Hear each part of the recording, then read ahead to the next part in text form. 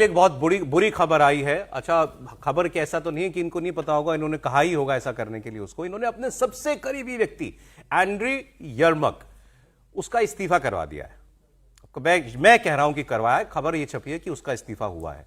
$100 million के भ्रष्टाचार का मामला है। अब ये जिसका इस्तीफा हुआ एंड्री यर्मक, इसको समझ लीजिए आदमी कौन था। हर वक्त साय की तरीके से इनके साथ रहने वाला, 2019 से इनके लगभग हर फैसले में साझेदार, जंग के बाद से तो खास तौर पर यूक्रेन के राष्ट्रपति कार्यालय का मुखिया, प्रेसिडेंशियल ऑफिस का हेड, ये व्यक्ति था। ये इतना महत्वपूर्ण व्यक्ति था कि जिनीवा में अमेरिका और यूरोप के साथ जितनी भी समझौते पर बातचीत हो रही थी, उस प्रतिनिधि मंडल को यूक्रेन के लीड कर रहा था यही व्यक्ति एंड्री यर्मक, बिल्कुल खासम खास व्यक्ति।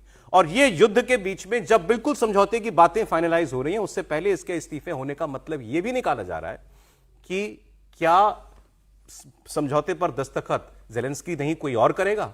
क्या ज़ेलेंस्की का भी इस्तीफा होगा? ज़ेलेंस्की भी जाएंगे, क्योंकि अभी मैंने आपको कल ही बताया था कि पुतिन ने भी जो अभी बड़ी टफ टॉक की, उसमें उन्होंने ये कहा था कि मैं मौजूदा यूक्रेनी लीडरशिप के साथ किसी समझौते पर दस्तखत नहीं करूंगा। तो वो नहीं चाहते कि मैं एक मेज पे भी ज़ेलेंस्की के साथ बैठूं। तो क्या अमेरिका इस हद तक जाएगा?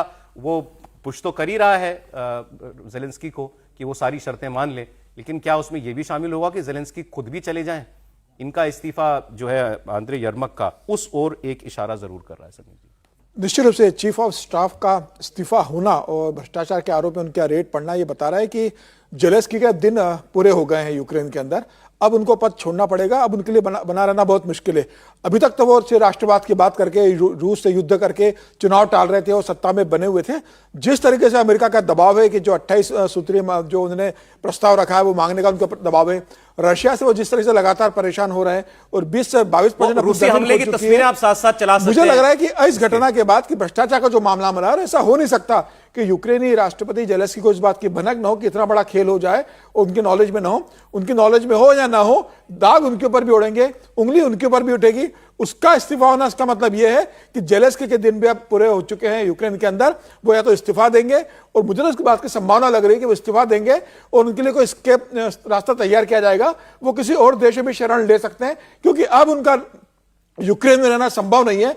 क्योंकि आप अगर वो समझौता मान रहे हो, 20% जमीन आप दे दोगे रशिया को, उसके बाद आप देश में कैसे रहोगे? और इतना लंबा समय युद्ध चला है, उसके बाद जो स्थितियां खराब हुई है यूक्रेन के अंदर, ज़ेलेंस्की को आने वाले दिनों में इसका खामियाजा भुगतना पड़ेगा। मुझे लगता है कि ज़ेलेंस्की आने वाले दिनों में देश भी छोड़ सकते हैं। अब उनके लिए उल्टी गिनती शुरू हो चुकी है। और अब मुझे लगता है कि जो रशिया कहा था पुतिन ने कि भाई दस्तखत पे मैं साइन करूंगा, लेकिन ज़ेलेंस्की राष्ट्रपति के रूप में साइन नहीं करेंगे, तो मुझे लग रहा है अब उसका भी असर होगा।